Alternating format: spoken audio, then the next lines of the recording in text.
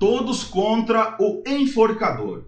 Quem gosta de cães, donos que acompanham treinadores, com certeza já viu esse movimento e acompanha esse movimento nas redes sociais. Pois bem, esse movimento faz parte de uma campanha de um grupo de treinadores que não representa a sua totalidade de treinadores aí no Brasil, mas sim de um grupo de treinadores, como também nesse grupo existem alguns veterinários comportamentais e alguns pesquisadores da área.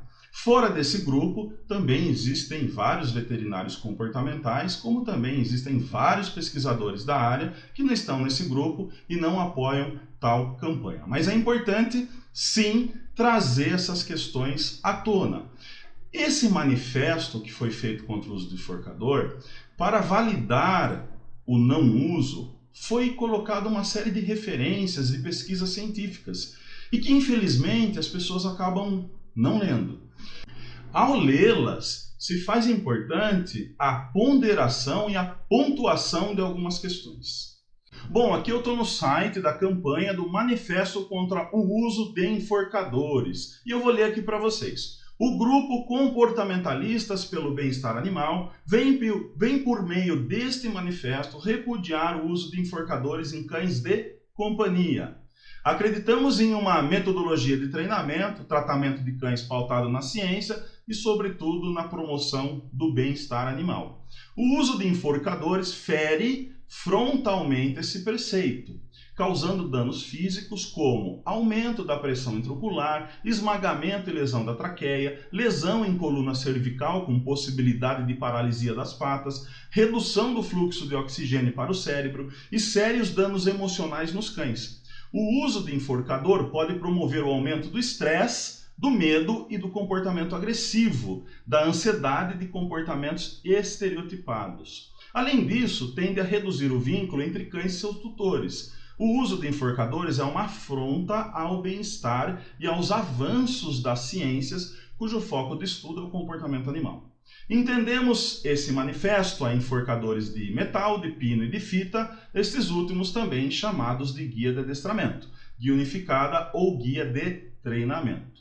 É o nosso papel nos manifestarmos contra o uso dessa ferramenta acientífica e ultrapassada.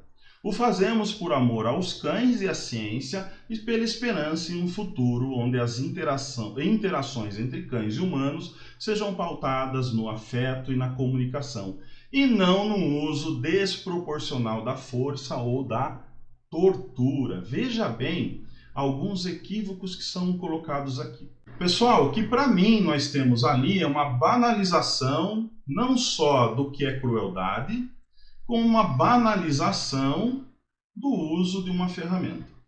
Vamos lá, e por que eu estou dizendo isso? Primeiro que leis que envolvem crimes de maus tratos contra os animais, elas existem simplesmente para punir os excessos, para punir de fato atos cruéis.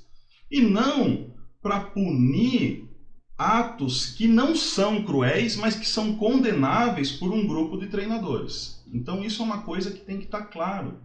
Ali tem uma banalização do que de fato é crueldade e maus tratos. Outra coisa que está banalizada é que eles pegam a ferramenta como aspecto central e correlacionam uma série de problemas comportamentais, como vocês viram ali que eu li. No entanto, esses problemas comportamentais, segundo inclusive as pesquisas que eles colocaram, está muito mais relacionada à conduta de treino do que de fato à ferramenta. Então, Skinner já trouxe isso daqui, o Seidman já trouxe isso, que conduta meramente punitiva vai gerar uma série de problemas comportamentais. Aí entra, sim, uma correlação, parte do que eles colocaram, sim. Então, nós estamos falando de uma conduta, nós não estamos falando de uma ferramenta, que a ferramenta causa. Agora, uma conduta menos punitiva ou mais reforçadora, de fato, vai gerar uma melhor aí relação entre as pessoas. Isso não quer, entre as pessoas e os cães. Isso não quer dizer que estímulos aversivos e que eventuais punições não ocorram na vida das pessoas e dos cães e não possam ocorrer dentro de um treinamento. Então tem um equívoco muito grande da leitura que se faz das pesquisas, porque aí faz enviesado a ideologia de treino. Tanto é que eles são claros, nossa metodologia, né? Dentro dessa metodologia. E aí tudo que se contrapõe a essa visão deles é tido como acientífico, é tido como negacionista. Ah, você é negacionista. Você não estuda, você tem que estudar, né? Você é torturador de cães. Então, assim, os absurdos que ocorrem no nosso meio e que não vai levar a nada. Essa é a grande verdade, não vai levar a nada. O que as pessoas precisam é parar, ler, entender, ver o contraponto, ver que é sim importante uma orientação melhor sobre as ferramentas e que uma ponderação deve ser feita, mas que esse tipo de visão, ela além de banalizar a crueldade, ela não contribui para nada. Vamos lá, eu vou continuar em relação às referências de pesquisas deles. Então, pessoal, o que eu fiz aqui? Eu peguei as pesquisas que estavam disponíveis no site do Manifesto contra o Enforcador, traduzi elas para vocês, para que vocês possam entender os títulos delas. E ao mesmo tempo eu li todas as pesquisas, quando já tinha sido colocado há muito tempo atrás, algumas eu já tinha lido antes até de ter sido colocado. Vamos lá, para os títulos. A relação entre os métodos de treinamento e a ocorrência de problemas de comportamento, conforme relatado pelos proprietários em uma população de cães domésticos. O método de treinamento importa evidências para o impacto negativo de métodos baseados em aversão no bem-estar de 3 cães de companhia. Levantamento do uso e resultado de métodos de treinamento de confronto e não confronto em cães de clientes com comportamentos indesejáveis. Métodos de treinamento de cães, seu uso, eficácia e interação com o bem-estar animal. Continuando. Métodos de treinamento e interações dono-cão, ligações com o comportamento e a capacidade de aprendizagem do cão. E aí o famoso Moore-Seidman, coerção e suas afirmações. Pois bem, até aqui, o que a gente percebe? A gente percebe que todas as pesquisas dizem respeito a métodos de treinamento. O livro Coerção e suas afirmações não serve como justificativa do não uso da ferramenta. Por quê? Porque ele não vai abordar a ferramenta em si, ele vai abordar os mecanismos de coerções que instituições fazem nos seres humanos, que nós fazemos entre nós e que isso pode ser aplicado e entendido amplamente nas nossas relações, inclusive com os animais. Mas que, na verdade, quando a gente entende coerção, isso abre leque não só para que se entenda que o enforcador é uma coerção, porque vai depender da forma como é usada. Porque eu posso entender que uma vez que eu estou com um peitoral no cão e ele quer ir para um lado e eu não permito, eu estou coagindo ele a ir na direção que eu quero. Então, não necessariamente a coerção implica no uso de uma ferramenta. Então, aqui já está totalmente equivocado. E que, na verdade, até aqui, o que nós vemos? Um erro grotesco, aonde ocorre a correlação de temas que aparentemente pode ter a ver, mas não necessariamente tem a ver. É muito difícil de fazer essa correlação da forma que eles estão fazendo. E é um erro, inclusive, que alguns pesquisadores fazem em pesquisa científica. Essa correlação que é feita na parte de comportamento animal. Mas aqui, pessoal, nós temos o quê? Nós temos sim uma pesquisa, e depois tem outra, que especificamente está ligado ao uso do enforcador. Vamos lá. Grave lesão cerebral após técnica de treinamento punitivo com coleira estranguladora em um cão pastor alemão. Opa, então aqui nós temos um dado interessante. O resumo desse trabalho. As características de dano cerebral isquêmico grave após estrangulamento pelo proprietário de um cão de pastor alemão de 1 ano são descritas. O cão foi disciplinado pelo dono durante o treinamento, segurando o cão fora do chão por sua coleira de estrangulamento, pelo enforcador. No começo, o cachorro se comportou normalmente, mas após um tempo ele se tornou cada vez mais atáxico e começou a girar para a esquerda e mostrou consciência reduzida. O exame neurológico revelou desorientação grave, pleurotótono lateral esquerdo e movimento circular. Os achados neurológicos foram consistentes com uma lesão cerebral multifocal. Uma ressonância magnética foi realizada e mostraram mudanças nas imagens ponderadas em T2 e difusão, consistentes com graves edemas resultantes de isquemia. Devido à gravidade das características clínicas, o cão precisou mais tarde ser sacrificado.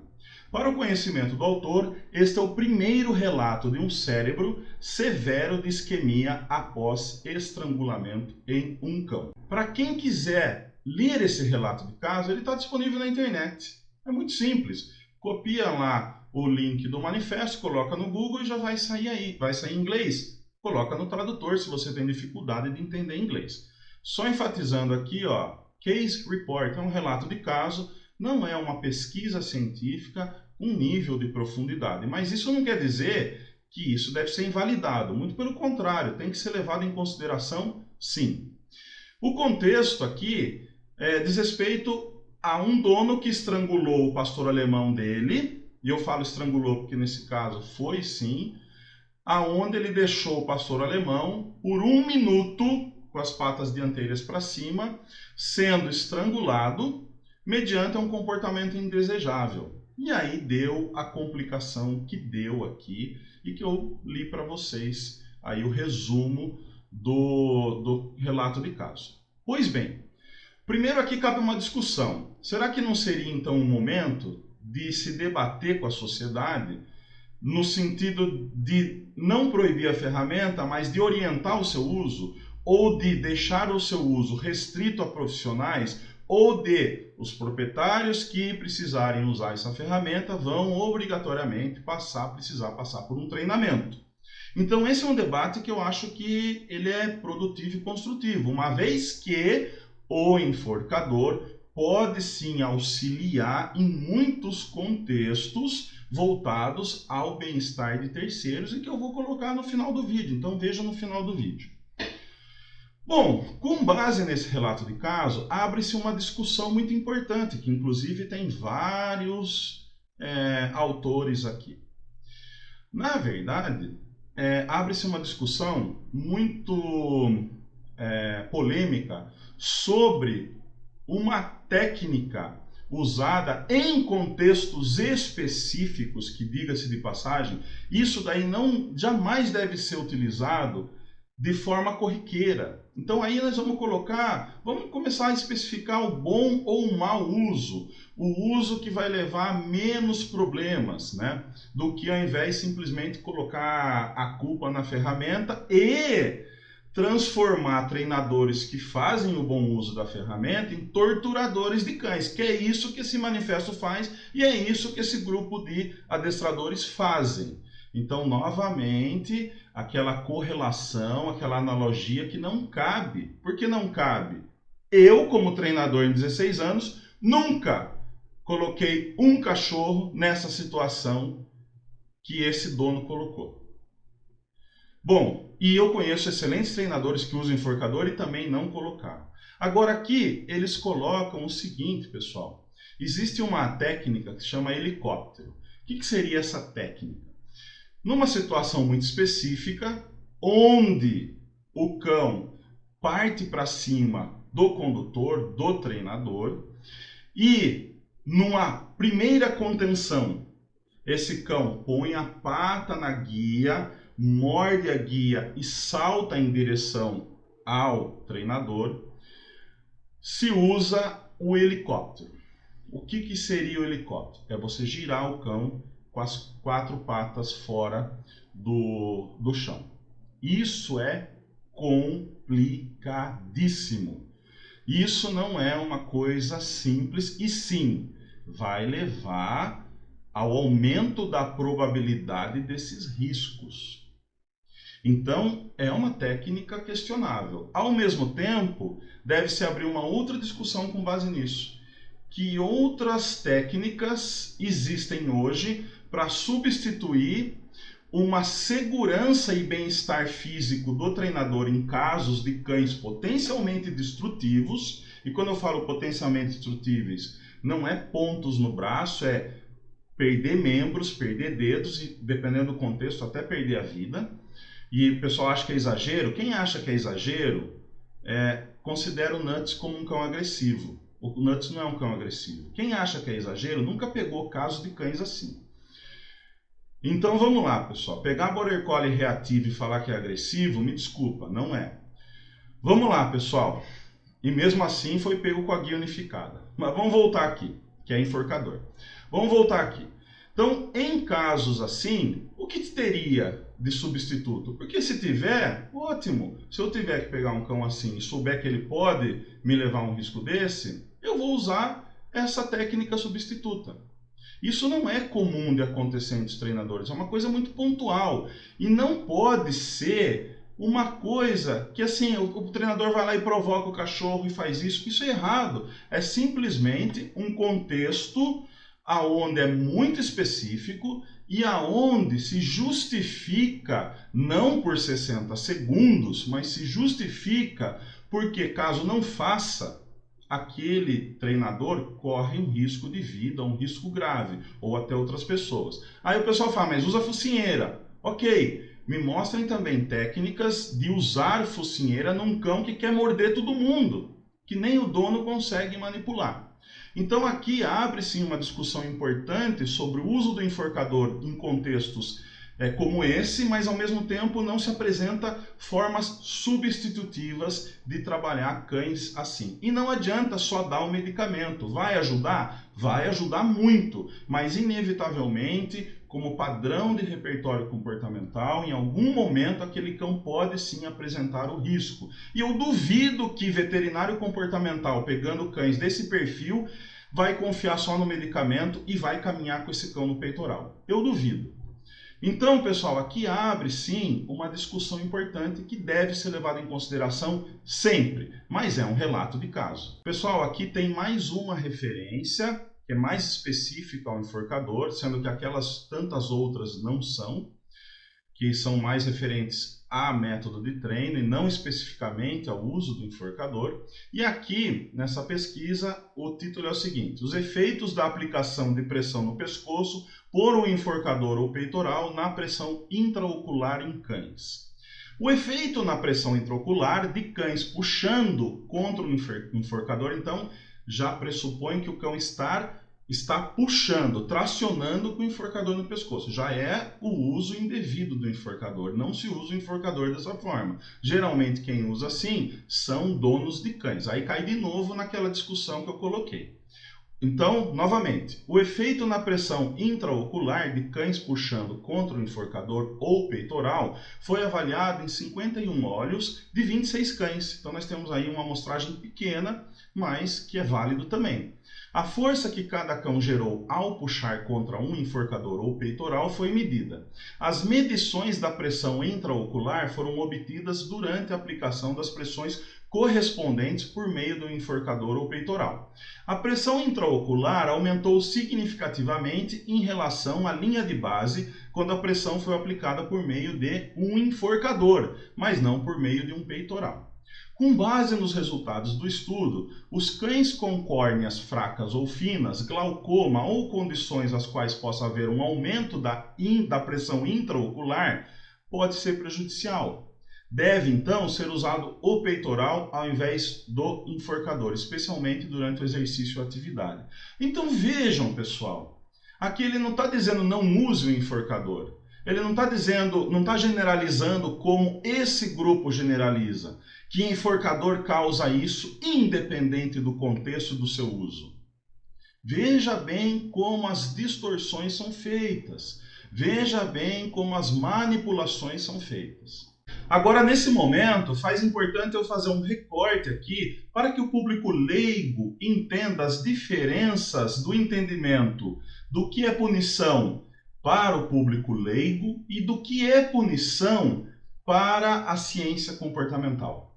Conforme eu disse, eu vou trazer para vocês aqui os conceitos dos reforçadores e dos punidores e algumas confusões feitas em cima disso. principalmente para o público leigo entender melhor esses conceitos. Quando a gente escuta na nossa sociedade a palavra positivo, o que vem à mente? Vamos colocar uma situação hipotética. Estamos num churrasco e o nosso amigo que nos recebeu no churrasco informa em um dado momento que, olha, vai chegar uma pessoa e ela é uma pessoa positiva. O que eu vou pensar? Falar, pô, uma pessoa legal, uma pessoa para frente, uma pessoa extrovertida, essa ideia preconcebida que eu vou entender sobre a significação da palavra positivo, coisas boas.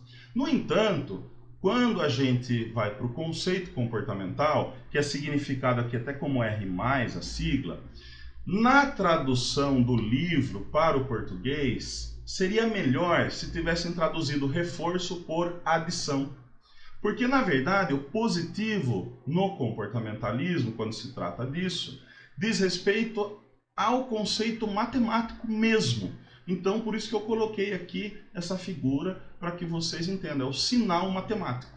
Então, eu vou citar aqui o reforço positivo, o reforço por adição, representa a adição de algo que seja agradável ao sujeito ou ao cão em uma dada resposta comportamental, aumentando a probabilidade dessa resposta ocorrer em situações parecidas ou iguais. Então é super importante. Quantos comportamentos os cães não fazem que são bons e os donos não reforçam positivamente?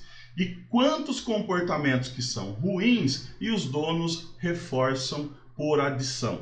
E depois nos chamam para trabalhar esses comportamentos, que eles, inclusive, reforçaram nos momentos errados. O que não pode ser entendido é que o reforço positivo seja sinônimo de amor. Ele pode, em determinadas circunstâncias, significar amor, mas em outras circunstâncias não. Quando a gente faz análise funcional do comportamento, a gente vai entender o conceito. Por isso não se pode atribuir ao reforço positivo o significado e sentido de amor. E isso treinadores positivistas extremos, aí, radicais, fazem constantemente, levando uma desinformação ao público leigo. Por que eu falo isso?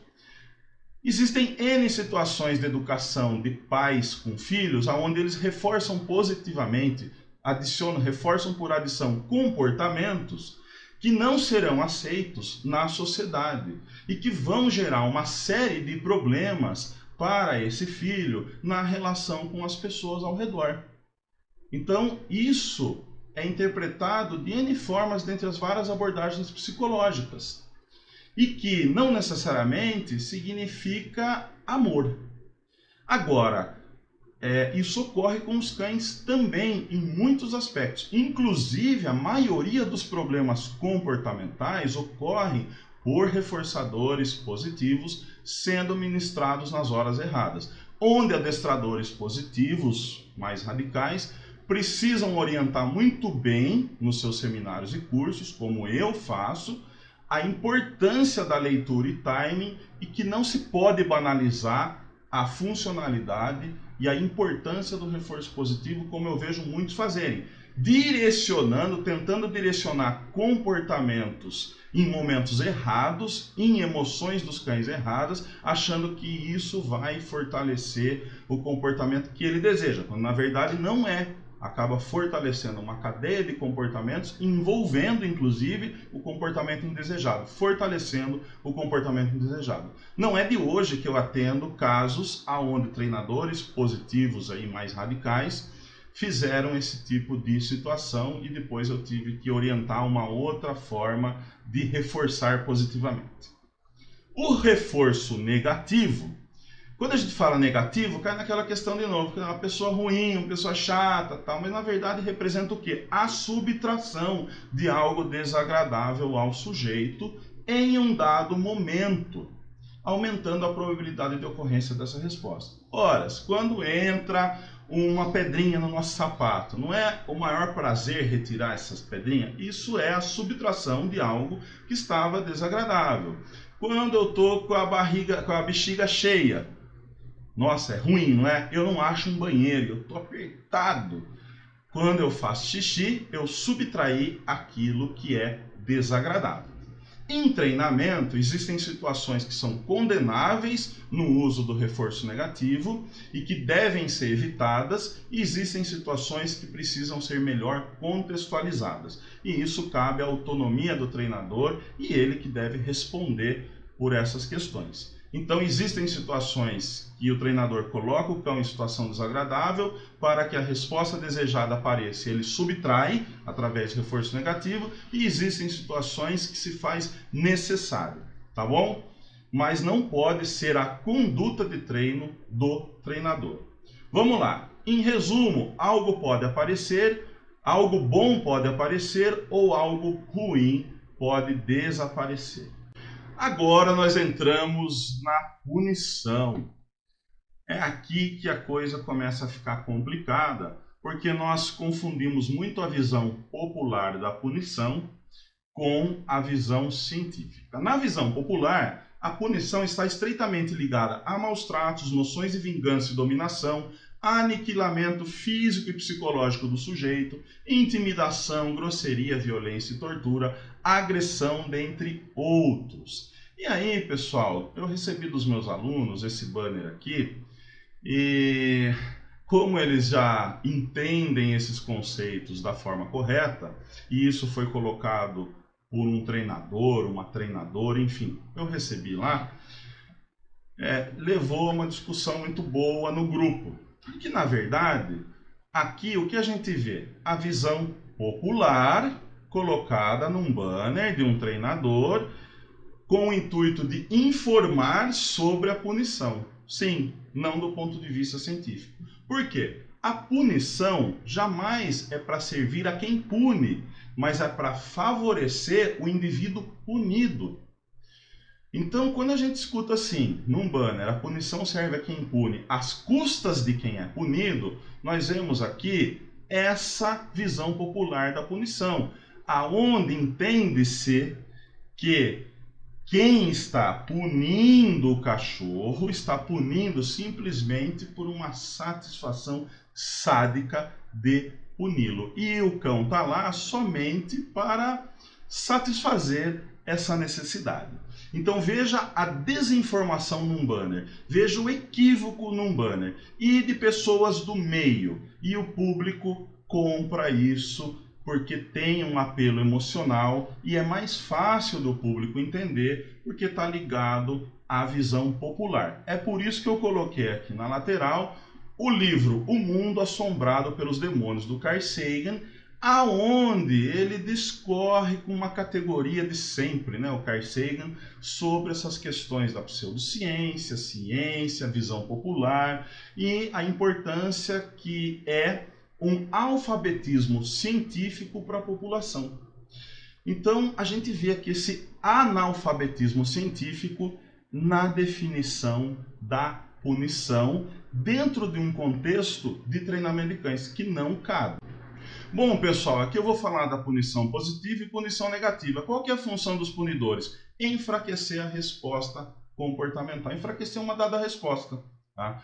A punição positiva, ela representa a adição de algo desagradável ao sujeito. Então, a punição por adição representa algo desagradável ao sujeito em uma dada resposta para enfraquecer ou cessar a probabilidade de ocorrência dessa resposta comportamental. Então, quando a gente pune positivamente, a gente não está punindo o indivíduo e muito menos em favorecimento próprio do agente punidor. Não, a gente está punindo o comportamento porque isso tem um contexto específico e que tem que ser avaliado.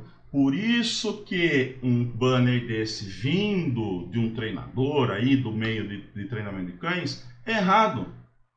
E ainda falam que são científicos, falam que são coerentes no que leem. Poxa, se a pessoa não entendeu um conceito claro como esse, o que será de mais complicado que não entendeu? Como que pode a leitura ser tão seletiva? Então a punição jamais serve a quem pune, jamais serve ao agente punidor, às custas de quem é punido. Tá? A gente sempre pune não o sujeito, mas aquela resposta comportamental. A punição negativa. representa a subtração de algo agradável ao sujeito em um dado momento, enfraquecendo ou cessando a probabilidade de ocorrência dessa resposta em situações parecidas ou iguais. Aqui eu vou colocar esses dois exemplos, tá?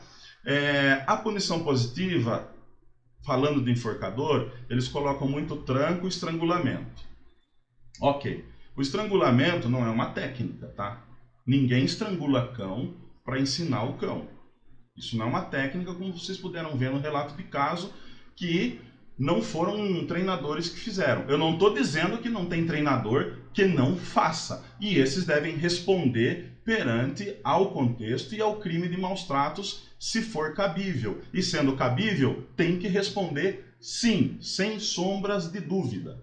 Só estou dizendo que não é essa a função da punição positiva, nem da negativa, e que o uso do enforcador não é dessa forma. Só que nós temos aí treinadores, falastrões, que foram pegos na televisão dando tranco em peitoral. É uma punição positiva. Nós temos outros treinadores que lidam só com filhote, não lidam com outros problemas de comportamento, e que nas aulas de filhote usam peitoral, colocam um petisco ali, e quando o cão quer em direção ao petisco, ele contém. Não dá tranco, mas contém. Na hora de conter, isso exerce uma pressão no peitoral, adicionando algo desagradável, fazendo com que esse cão desista de ir no petisco, e aí quando ele desiste, ele redireciona, reforçando positivamente no que quer. Logo esse cão começa a passar lá, sem pegar o petisco. Aí eles vão falar que é punição negativa. Não é. A punição negativa seria se o cão, ao ir ao petisco, esse petisco é retirado. Não, o petisco continua lá. O que faz com que ele deixe de ir lá é a pressão exercida no peitoral, mesmo que levemente, e esse cão desiste de ir por conta dessa pressão. Não porque o petisco foi retirado. Então nós vemos essas pessoas inflamando o discurso que não usam punição positiva em seus treinos. Inclusive, eles fazem muito bloqueio corporal. Eu também faço. O cão quer passar aqui, a gente bloqueia sem encostar nele. O que gera no cão? Comportamento de esquiva. Por quê? Mediante o quê? A pressão que eu adicionei naquele contexto, e ele se esquiva, e depois ele para de se esquivar, ele vai apresentar o comportamento que a gente quer, que é desistir de repente fugir, e aí eu vou lá e reforço positivamente. Aqui está a punição positiva no bloqueio corporal. Então tem N exemplos que eu posso dizer que os adestradores positivos, aí mais radicais, usam no seu dia a dia e que estão aplicando punição positiva. Já a punição negativa é como não, imagine isso aqui é um petisco, então eu quero que o cão sente. Eu vou induzir ele a sentar e perante essa indução, esse cão está sendo coagido a sentar para ganhar o petisco. De novo aquela confusão que eles fazem de coação. A coação não necessariamente é só pela punição positiva. Também ocorre pela punição positiva, mas também ocorre pela punição negativa. Aí eu ouvi aí um absurdo de um treinador, que se diz o tal, é muito complicado isso, de que a punição negativa não é estímulo aversivo, não possui propriedades aversivas. Ah, é? Se alguém sequestrar um irmão seu, se alguém sequestrar um filho seu, retirou aquilo que tem um alto valor positivo para você, é bom ou ruim? É aversivo ou não é? E aí ela liga pedindo resgate. Isso é uma coação ou não é?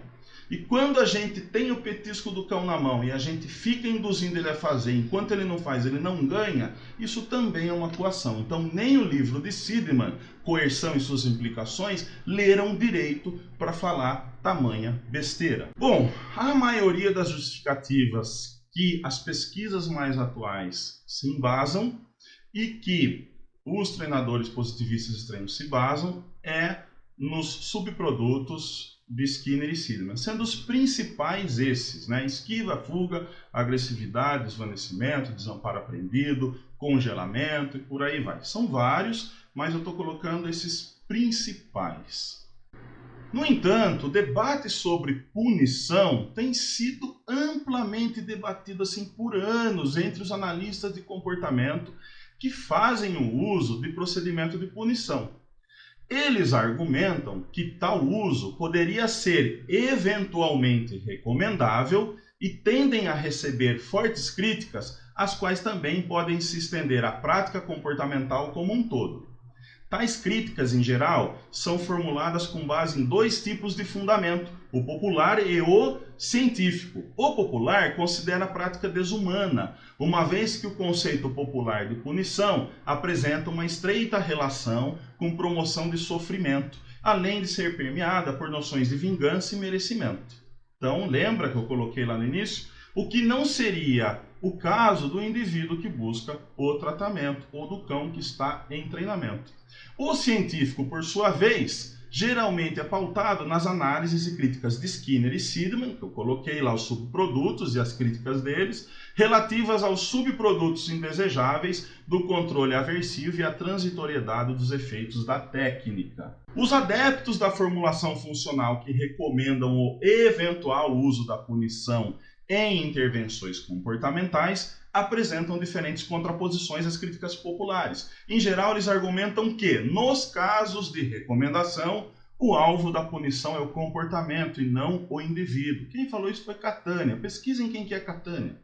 O comportamento a ser punido é selecionado por ser prejudicial ao próprio indivíduo. Nítnias. Novamente, jamais a punição é em favorecimento a quem pune. Visa-se favorecer o próprio indivíduo em questão.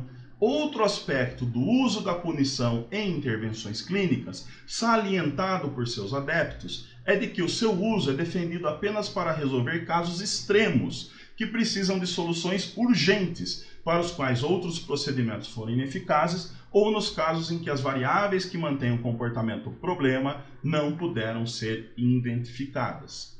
Além disso, afirmam que defender seu uso de forma alguma significaria considerar que o tratamento se resumiria apenas isso, pois, mesmo quando indicados, procedimentos aversivos representariam apenas uma parte da intervenção.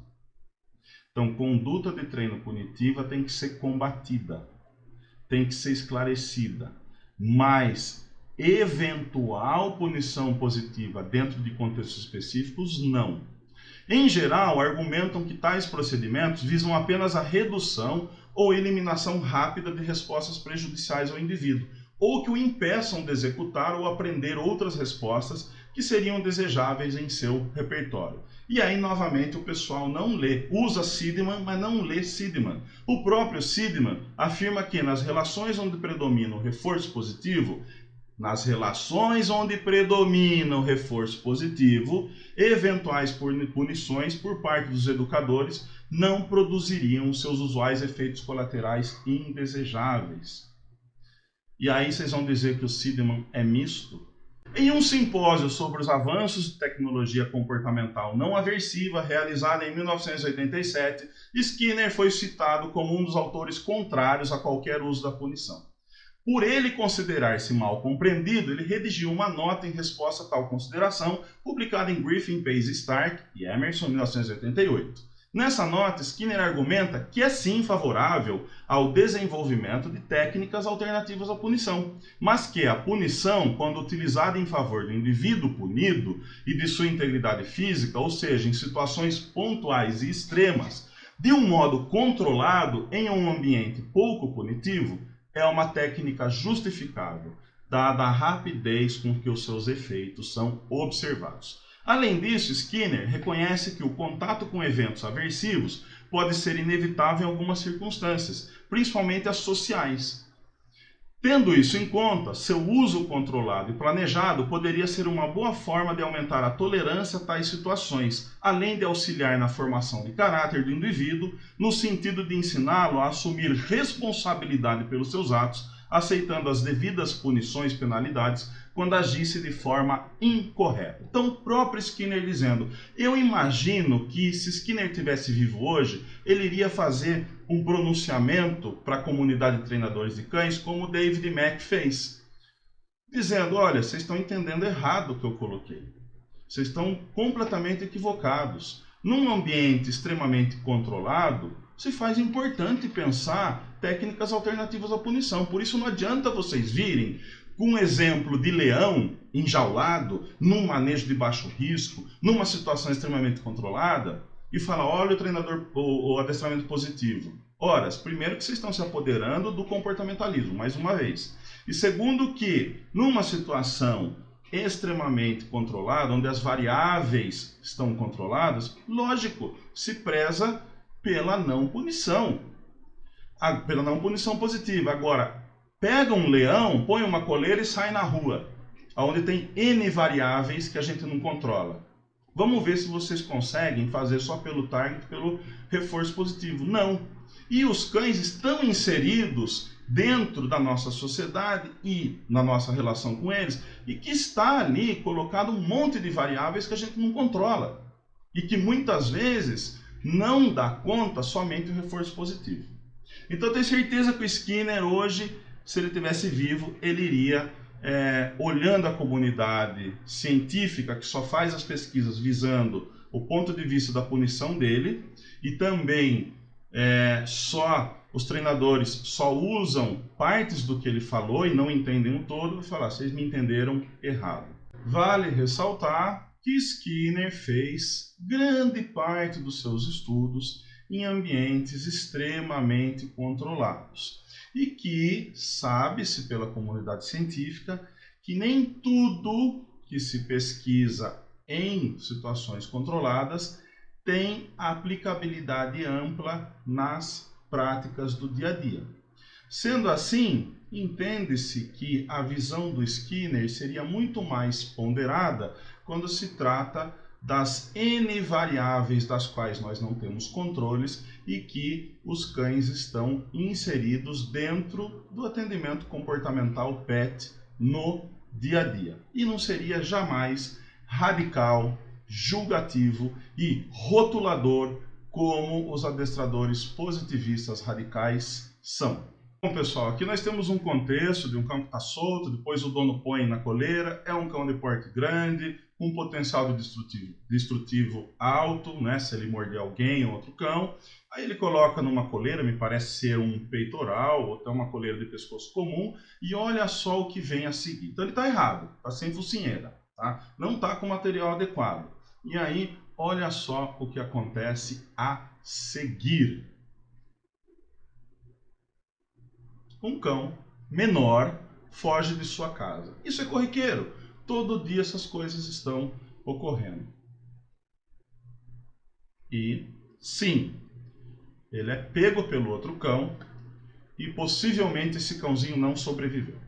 Nessa hora, se você fosse o dono do cão pequeno, você gostaria que esse dono desse cão grande tivesse com o enforcador ou só com o peitoral? Lógico que as pessoas vão dizer, mas ele tem que andar de focinheira. Ok. No entanto, existe a lei, mas não existe a educação do povo para entender como se usa os materiais. E o público leigo acaba não entendendo a focinheira certa, a forma que se usa, e em muitos casos se coloca de forma errada a focinheira, sendo que um chacoalhão ou uma tentativa de tirar com a pata, o cachorro consegue, e aí de novo ele estaria livre para morder, não tendo nada nesse momento que o impeça para ele abrir a boca, largar o cão da forma mais rápida possível para aumentar a chance de sobrevivência desse cão pequeno. Então veja a importância no aspecto social, uma ferramenta como o enforcador que poderia aumentar a chance de sobrevivência desse cão. Ah, Ivan, mas isso aconteceu porque me pareceu ser um Rottweiler, né? Não, aí ó, um Golden de peitoral. Acontece. Isso é muito frequente acontecer no mundo todo e no Brasil também. É muito frequente. Então é uma situação muito parecida. E aí, olha o caos que é instalado. Sendo que o enforcador ali no Golden iria de forma rápida retirar esse cão, não ia ficar um minuto estrangulando ele, como foi o relato de caso, e iria aumentar chances de menor lesão e menores problemas. Eu tirei o áudio desse vídeo porque é forte, tá? A pergunta que vem a seguir é, e se fosse o seu filho ao invés de um outro cachorro? Como será que os deputados e os políticos que propõem projetos de lei pensaria se fosse no lugar desse cão o filho dele? Pois bem, eu não vou pôr play nesse vídeo, ele é forte, o cão está com peitoral e ataca uma criança na rua. Isso acontece? Acontece. O estresse pós-traumático em crianças atacadas severamente por cães é altíssimo. E é um problema social e que leva a um mal-estar na família muito grande, fora o trauma causado na criança. Aí, o que acontece, pessoal? Se pega a ciência animal, se leva a um nível exacerbado, focando só no bem-estar do cão e se esquece que esse cão está inserido na sociedade. E aí, uma vez entendido isso, simplesmente vai se abolindo qualquer forma de contenção ou que possa levar ao entendimento de que, olha, a punição gera isso, aquilo, tudo isso que eu coloquei. Que, na verdade, tem que se pensar no bem-estar social, tem que se pensar no bem-estar dessa criança, porque ela não é um caso isolado. Tem que se pensar também no bem-estar desse cão, que uma vez que ocorreu isso, em alguns países e contextos, ele vai para a eutanásia. Se você fosse o pai dessa criança, você gostaria que esse dono tivesse um enforcador nesse momento ou esse peitoral? Então, pessoal, o diálogo é muito mais amplo, é muito mais aberto. E o bem-estar físico do treinador não existe? Se um cão tenta agredi-lo, não existe?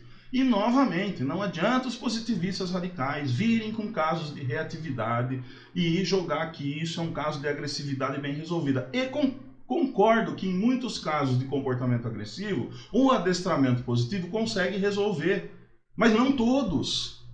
Em outros casos, não dá para resolver. E não é limitação minha como treinador, como vocês julgam. Não é.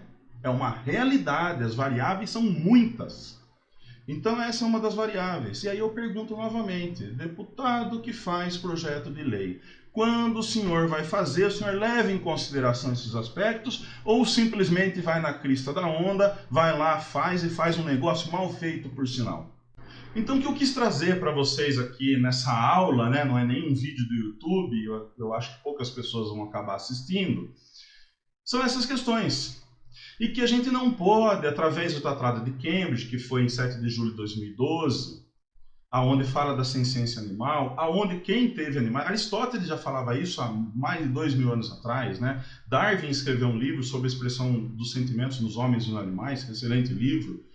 Somente veio o Tratado de Cambridge de vários pesquisadores que não necessariamente são da área do comportamento animal, mas que são, sim, grandes pesquisadores. Tá? E muitos aí são também, e fizeram o Tratado de Cambridge, que aí tem um resumo dele. E que sim, os animais possuem emoções, sentimentos e níveis de consciência. Ora, quem sempre teve cão soube disso. Né? No entanto, eu não posso levar isso daí ao pé da letra como é colocado, porque também tem aspectos vagos aí, e independente dos aspectos vagos, eu também não posso levar isso ao pé da letra como o pessoal positivista radical extremo leva, aonde o discurso deles é tudo pelo bem-estar do cão. O bem-estar do cão acima de tudo. Calma aí, acima de tudo. Então justifica o uso de um peitoral numa situação dessa, ou colocar em risco várias pessoas, porque para você o peitoral é melhor bem-estar acima de tudo. Então não justifica nem usar um enforcador aqui de step, caso aconteça um negócio desse. Vocês acham que todos os donos vão saber conduzir os seus cães nos peitorais também? Porque vocês criticam, né, que os donos não sabem usar o enforcador. Eu concordo, mas e aí? Isso não vai ocorrer com o peitoral também? Os donos, sabe, aéreos, com o celular na mão. Então, pessoal, o debate tem que envolver também o bem-estar de todos. Porque nós também possuímos sentimentos e emoções. Nós também sentimos dor. Nós também temos um nível de consciência diferente deles. Mas dentro de um aspecto biocentrista, não antropocentrista. Agora, por conta disso, justifica o não uso de uma punição positiva pontual? Por conta disso, justifica PL mal feita? Embasado nisso, acima de tudo, não justifica. Não justifica. Vale lembrar também que até está nessa PL uma dessas questões que muito do que se baseia, né, no bem-estar animal, como se o resumo, é quase que usado como um resumo de bem-estar animal isso. Meu Deus do céu! Algo deu muito errado com essa geração. Eles colocam as 5 liberdades do bem-estar animal, que foi descrito por Bramble em 1965 para animais de produção, exclusivamente para animais de produção. E aí ele coloca livre de fome e sede, livre de desconforto, livre de dor, ferimentos e doenças, livre de medo e angústia, livre para expressar seu comportamento natural. Até está na PL um dos itens lá que está livre para expressar seu comportamento natural. Sabe o que isso significa? Que quando seu cão tiver de peitoral e ele estiver andando com ele na rua e aonde ele quiser ir, você tem que ir. Você tem que simplesmente, se você impedir, você está simplesmente impedindo ele de continuar farejando lá. Tamanha situação vaga que foi colocada na PL. Então veja só a nhaca que foi feita, tá? E outra, isso também não dá para ser levado ao pé da letra, porque está sendo uma adaptação que a galera está fazendo para animais de estimação. Esses itens aqui, ó, fome, sede, desconforto, isso é muito subjetivo e não tem a ver só com a punição positiva. Dor, ferimentos e doenças, lógico, isso aqui é mais objetivo. Medo e angústia é muito subjetivo. Eu duvido, ó, e para expressar esse comportamento natural, eu duvido que o seu próprio cão positivista radical esteja livre de absolutamente tudo, como é colocado aqui. Eu duvido. É praticamente impossível a gente ter esse controle e oferecer tudo isso como é colocado, da forma que é colocado, que é carimbado. As pessoas não leem, não entendem contextos. É muito melhor pegar a questão dos 5 domínios, que é mais atualizado, ele contextualiza melhor do que pegar isso aqui e apontar da forma que é apontado. Bom, como vocês puderam acompanhar no vídeo, essas questões voltadas à punição, a bem-estar animal, elas são muito mais amplas e também em relação à ciência, devem ser interpretados contextos e levado em conta o todo do qual esse animal está inserido, e não somente ele em si. E também as ferramentas, seja ela quais forem, precisam ser melhores esclarecidas para a sociedade e melhores direcionadas no seu bom uso. Não cabendo uma ideologia de treino querer determinar o que é ou não é certo do ponto de vista dela. Porque como vimos naquele manifesto contra o enforcador, temos várias referências de pesquisa, sendo que só 2 dizia respeito somente do enforcador e que na verdade eram relatos de casos. Relato de casos não tem profundidade científica.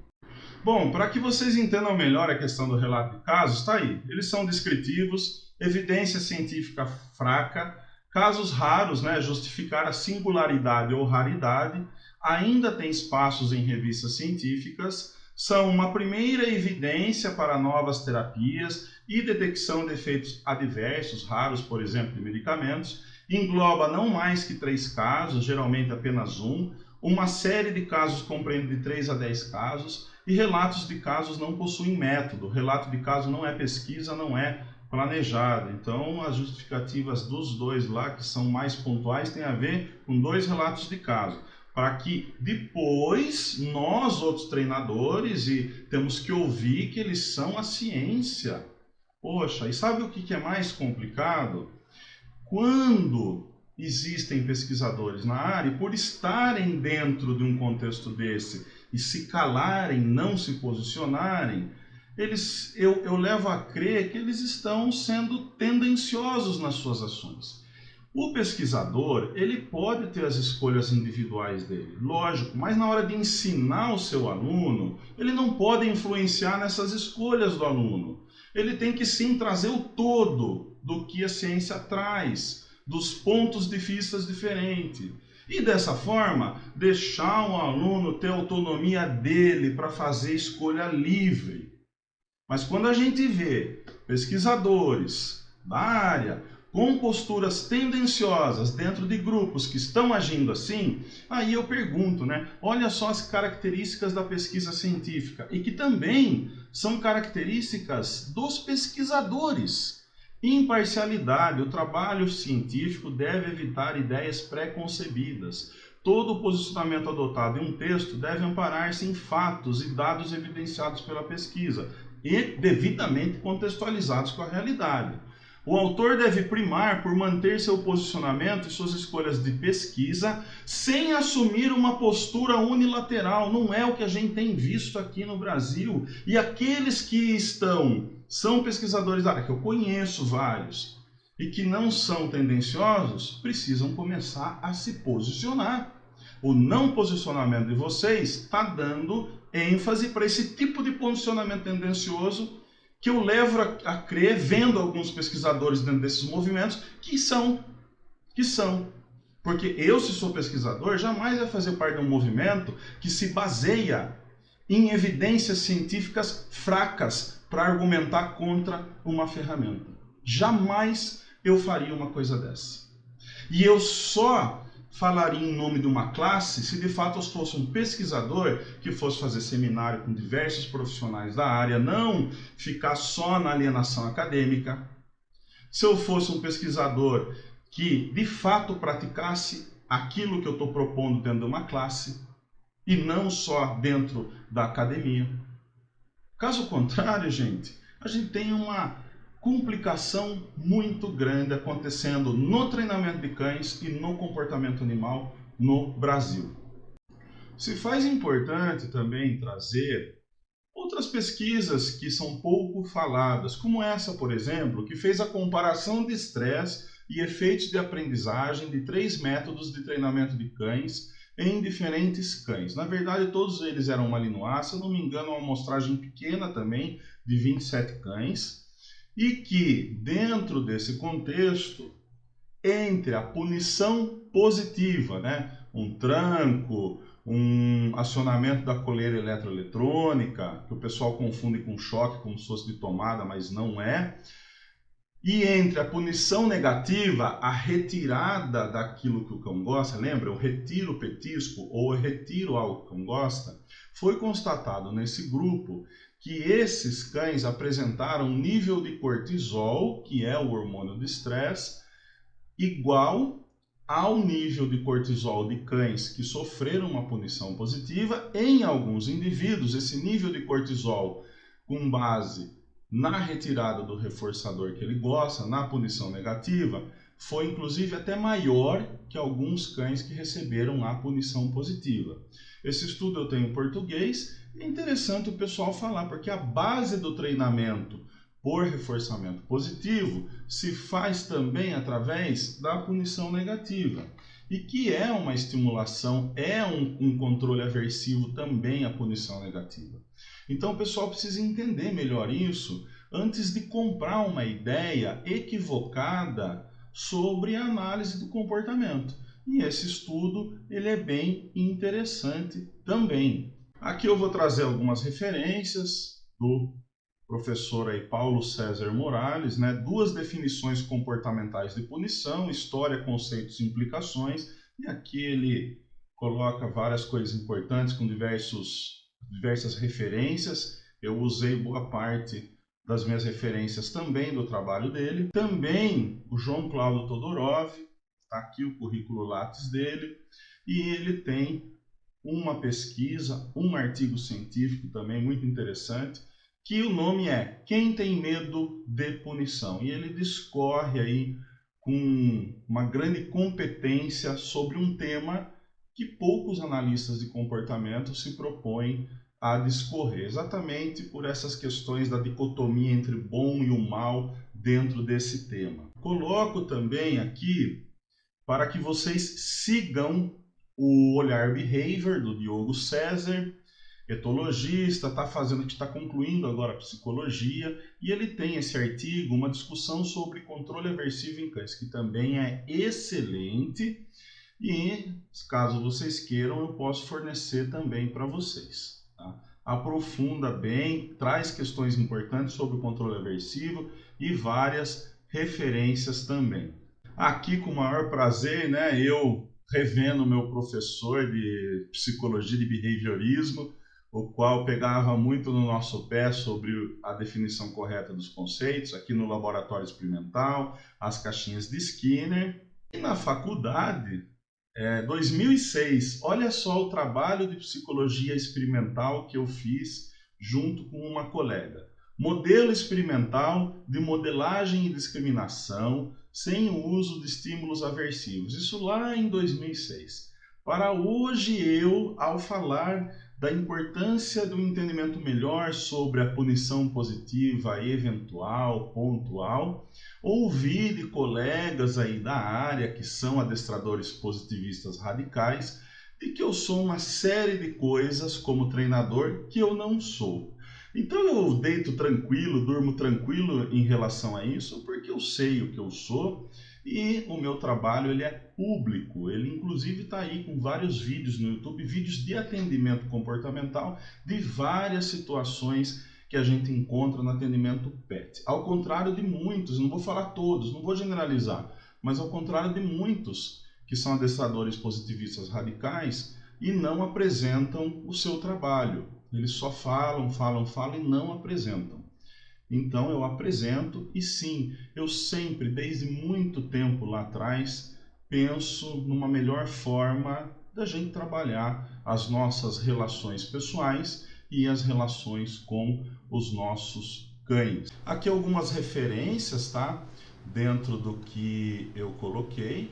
Trago aqui para vocês também uma pesquisa que vai fazer uma revisão sistemática dos efeitos biomecânicos do uso do peitoral em cães e o uso de cabresto. Essa pesquisa ela é muito interessante, vocês acham ela aqui na internet, e ela vai trazer sim aspectos importantes relacionados à biomecânica, a questões de angulação dessa biomecânica, como que prejudica em alguns casos, tipo de peitoral que prejudica mais ou menos. Então, é um debate também interessante sobre o peitoral. No entanto, a gente não vê nenhum manifesto de outros treinadores contra o peitoral, porque a gente tem aí algumas pesquisas que dizem que os peitorais também podem fazer mal para os cães, principalmente em algumas fases do desenvolvimento, e a forma como se usa ele e os tipos de peitorais devem ser avaliados. Então, pessoal, novamente seria ridículo um grupo de treinadores fazer um manifesto contra o peitoral, da mesma forma que é ridículo fazer um manifesto contra o enforcador. Eu estou falando enforcador porque se eu falo guia unificada vão me chamar de hipócrita, então eu chamo mesmo de enforcador, assim não corre mais esse risco de ser agredido por eles. Então, pessoal, o debate tem que se pautar muito mais na forma que se usa a ferramenta, na sua funcionalidade diante de determinados contextos, do que o contrário. Aqui também eu vou deixar para vocês esse artigo fantástico de uma grande pesquisadora que se chama Maria Helena Leite Husinger, onde ela coloca, afinal, o que é controle aversivo? Isso aqui vocês acham essa pesquisa. Esse artigo aqui está tranquilo na internet. E ele vai colocar certinho. E aí, pessoal, eu fico me questionando. Por exemplo, teve um manifesto numa associação de veterinários comportamentais, onde eles dizem não usar estimulação aversiva. Caramba, realmente o pessoal pega os 4 quadrantes e entende que é possível isolar um e trabalhar isoladamente um. E não, na verdade os controles aversivos já estão ocorrendo, independente de você não enxergar, eles estão ocorrendo. E o debate em cima do controle aversivo, ele é amplo. Então leiam esse artigo e aí vocês vão chegar à seguinte conclusão, né? Que não dá para ter essa definição que colocam lá naquele artigo, manifesto, posicionamento, que inclusive contém erros conceituais e contém erros de entendimento muito complicados, confundindo coerção, estímulos aversivos e punição positiva. Lembrando, nem sempre os estímulos aversivos vão ter a função de punição positiva. E a coerção pode ser feita também pela punição negativa, como pode ser feito por um peitoral. não necessariamente dando um tranco, mas a contenção, impedir o animal de chegar, o cão de chegar em outro lugar pelo peitoral, é uma coação por punição positiva também, e por R- também. Então o debate ele teria que ser num outro nível. Infelizmente, a parte de comportamento animal e de treinamento de cães no Brasil está muito empobrecida. A gente acaba, e pesquisadores sérios na área, que eu conheço, que não são tendenciosos, acabam desanimando quando tentam entrar nesse meio, né? O Diogo César, até eu estava conversando com ele, é um deles. Ele é pesquisador, é um cara que vale a pena trocar ideia. Então, pessoal, eu acho que eu consegui trazer nessa minha aula, acabou sendo uma aula, não um vídeo breve no YouTube, onde eu pude explanar melhor sobre a complexidade que é a análise funcional de comportamento voltada à aplicabilidade no treinamento de cães. E aí, a gente vê uma situação que ocorreu recorrente, aí, o ano passado essa pessoa já cometeu maus tratos, esse ano cometeu de novo, uma pessoa que se intitula mesmo, fala abertamente, eu nunca fiz curso de adestramento, eu não sou adestrador. Ele mesmo filma as crueldades dele, posta lá numa grande confiança de que está fazendo algo certo, mesmo assumindo que nunca fez curso. Olha só a loucura. E acredita na teoria da dominância. E aí, o que os positivistas mais radicais fazem? Vê uma grande oportunidade de estampar nessa pessoa que cometeu maus tratos a figura de quem pensa diferente deles, generalizando para todo treinador que pensa diferente deles. E aí, dentro desse contexto, houve a comoção, lógico, tem que ter. Houve o resgate, que foi válido, muito importante, mas, novamente, o resgate foi com a guia unificada e quem está treinando esse cão não são as pessoas que o resgataram. Mas tudo bem, resgatou, fez um bom trabalho, tinha que tirar de lá, mas não são essas pessoas que estão, infelizmente, treinando o Nuts. Agora, com base nisso, o deputado Bruno Lima, numa boa intenção, procurou fazer uma PL para especificar aí questões de maus tratos em treinamento. Porém, ao fazer isso, fez-se com muita pressa, não antes, não depois de feito. Depois de feito eu vou abrir abertura de diálogo. Depois que a coisa está encaminhando na Alesp, eu vou abrir abertura de diálogo? Não. Tem que ser um diálogo aberto com a comunidade de adestradores de cães, muito antes de pensar em dar andamento para o negócio. E foi feito sim com alguns aspectos que é de comum acordo entre os treinadores, que não se discute, e outros aspectos que estão vagos, mal escritos e tendenciosos, e que é inclusive um tiro no pé para a segurança pública, da qual o deputado também representa e faz parte. Não estou aqui para criticar o deputado sobre o todo que ele faz, porque ele faz um trabalho excelente em muitos casos. E eu acompanho no Instagram e sou fã de muita situação na qual ele vai lá e realmente resolve um monte de problema de maus tratos. Mas nesse caso, faltou sim buscar mais embasamento e mais diálogo com a classe. E inclusive colocar um discernimento sobre cães de função em relação a cães de companhia. Mas mesmo em relação a cães de companhia, era muito difícil colocar emenda ali de tão mal escrito que estava, de tão mal definido que estava. Ivan, você está aí criticando, e aí, você não fez emenda? Você não... Eu atuei sim. O trâmite que envolve tudo isso daí, ele é complexo, o trâmite político, mas atuei sim junto com outros profissionais e quem sabe dá certo aí algumas coisas importantes aí para a nossa classe. Então, não dá para a gente reduzir a coisa do jeito que está. Esse sensacionalismo e na verdade, uma PL rasa. Essa PL, realmente, se for adiante, vai prejudicar muito a classe. A classe. E não é por causa só do enforcador. é por uma série de questões. Beleza? Então me coloco à disposição ao diálogo dos deputados e políticos que têm interesse em dialogar comigo, com pessoas que eu também quero trazer junto para o diálogo, para no mínimo fazer um contraponto saudável a de antemão pessoas que me parece que eles já estão aí com contato e que têm um posicionamento bem radical em relação a essas questões que eu coloquei. E que surte sim consequências não tão boas para a sociedade e para a classe de treinamento de cães. Outra coisa importante, deve-se sim entender que todo profissional tem o direito à sua autonomia e responde pelos seus atos.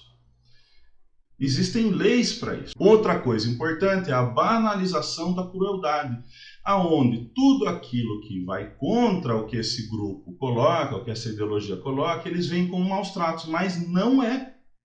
Não é. Seria equiparado a um pai que dá bronca no filho e a pessoa olha, você está cometendo crueldade contra o seu filho. Quando não é, ele está educando o filho dele. Ele ama o filho dele, ele é super reforçador com o filho dele. Não quebra o vínculo com o filho dele uma punição pontual, como não quebra o vínculo com o cão uma punição pontual. E aí vai acusar esse pai de maus tratos? As leis não são para isso, as leis são para excessos. E o que vai ocorrer com essa PL? Escreva o que eu estou falando. Vai gerar demandas jurídicas desnecessárias. Sabe por quê? Eu duvido que um juiz vá processar um dono de cão por crueldade ou maus tratos, de acordo com um artigo lá na PL, aonde ele tenha que suspender 2 patas do cão, realmente enforcando ele, no caso do cão dele morder uma criança. Eu duvido que o juiz vai olhar e falar assim, não, mas você cometeu maus tratos em relação ao seu cão. Você cometeu um ato de crueldade em relação ao seu cão. Desconsiderando o contexto. Ele vai questionar por que não usou focinheira, vai questionar uma série de coisas. No entanto, como condenar uma situação dessa envolvendo maus tratos? Condenar o que houve com aquela pessoa na daycare em São Paulo não é, ao meu ver, tão complicado. Ao meu ver, mas juridicamente tem um monte de questões aí também que eu desconheço. Agora, condenar um contexto desse, como? Condenar um treinador que um cão grande veio para cima, ninguém consegue pôr focinheira nele e ele está se autoprotegendo, é um direito. Isso está inclusive dentro do direito, tem um nome específico para isso. É um direito à integridade física dele. Ele não provocou o cão, não ocasionou, mas em algum momento o cão veio para cima. Eu duvido que um juiz olhar e falar assim, olha, você cometeu um ato cruel, você tem que usar um peitoral. E aí o profissional vai falar, mas um peitoral, aí eu estaria aqui cheio de mordida, poderia ter perdido um membro aí do corpo, poderia ter ocorrido algo mais grave. Não dá para conter esse cão no peitoral. Não estou falando de caminhar com o cão no peitoral. Eu caminho com o meu Doberman no peitoral. Tá com o enforcador sempre, mas também caminho no peitoral. Eu estou falando de situações assim. Então, eu duvido que um juiz vai processar por maus tratos. E aí vai gerar um monte de demanda jurídica desnecessária. Então, as pessoas, quando vai fazer uma PL, tem que entender essas coisas. Tem que elaborar bem, escrever bem, definir bem as coisas. Não é simplesmente pegar uma pessoa que pensa extremamente radical de um lado e ela faz aí com outra que nem é da área, que é da área de proteção animal, faz aí e vamos mandar bala. Poxa, de verdade, votos da classe dos adestradores, perdeu com essa postura, isso eu posso dizer. Tá bom? Então é isso daí. Vamos em frente, esse debate não acaba por aqui, e só a nível de curiosidade, eu por me posicionar desse jeito, acabo levando reprimenda de empresas que acham que, olha, não toca nesses assuntos polêmicos. Então, tem empresas grandes aí que eram parceiras minhas que acabam não sendo mais parceiras, porque não querem aí estar associada ao nome de pessoas como eu que abrangem esses temas, né? que na verdade são necessários, e eu não vou ficar refém de nenhuma empresa parceira que não patrocina a gente, que fica dando brinde assim quase que de um favor. Vocês me desculpem, para que vocês tivessem essa moral que vocês pretendem ter ou imaginam ter, vocês deveriam valorizar mais os treinadores. Vocês deveriam ser parceiros patrocinadores, coisas que vocês não são. Então eu sou livre, assim como outros profissionais são livres. Vocês não têm essa moral toda que vocês pensam que tem. A hora que os treinadores entenderem que o negócio é inverso, aí vai cair a ficha deles. E lógico que o público consumidor de vocês é o consumidor final, que são os donos. Então, tanto faz também a parte de treinamento. Só fazendo a nível de curiosidade, um desabafo aqui final. Eu já fui ameaçado por adestrador positivista radical. Eles falam que a turma do outro lado extremo, e só para deixar claro, esse meu embasamento não é para justificar o outro extremo, que dá porrada, que acha que tudo tem que ser líder. Não é, de forma alguma. Mas a galerinha positivista radical, eu estou aí na lista de cancelamento deles, né? Eles não me conhecem, mas se tem amigos em comum, você é amigo do Ivan? Não pode e tal, esse cara aí é punitivo. Me chamam de punitivo, mesmo os meus vídeos estando aí no YouTube com atendimentos comportamentais, mas me chamam de punitivo. Como se estivesse muito preocupado, os meus clientes estivessem, nossa, ele é punitivo. Eu faço tudo, todas as minhas aulas são na presença dos clientes. Já fizeram não, tem no Instagram um perfil fake fazendo alusão à minha pessoa, que o IP é de Brasília, a gente rastreou, tá? Só para vocês entenderem o pé que está o negócio. Recebo um monte de chacota, um monte de meme dando indireta a meu respeito, simplesmente por me posicionar dessa forma. E eu sou um treinador que dou seminário no Brasil todo, e para dar seminário, inclusive palestras e seminários na USP, na Unesp, enfim, em outras faculdades, a Anhanguera, a Faculdade Americana e outras. Quando a gente vai dar palestra em universidade, quando a gente se propõe a dar seminários no Brasil, e isso é um reconhecimento que a classe tem do mérito de cada profissional, a gente precisa se atualizar. A gente não tem como se ficar parado no tempo. E aí eu escuto que eu sou negacionista, um monte de coisa. Pois bem, sabe o que eu digo para vocês que fazem isso? Continuem.